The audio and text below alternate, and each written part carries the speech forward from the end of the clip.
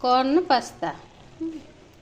तो मु प्रथमे कौन कली पास्ता को पानी आ लुण देकी बॉईल कर देली। एधरे किसी ठंडा पानी दे देली। ठंडा पानी देकी मु ताको एमती ठंडा पानी दे देले कौन हबो पास्ता नाड़ुआ न होइकी गोटा गोटा हबो।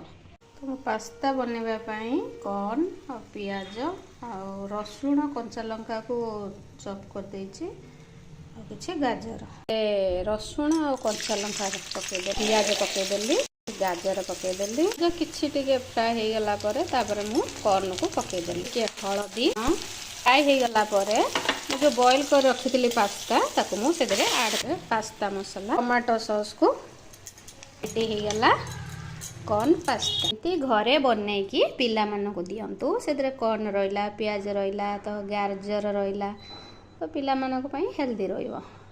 तो बाहर कहीं मन करेंगे पिला माने तो एमती बन पिला टिफिन दियंतु।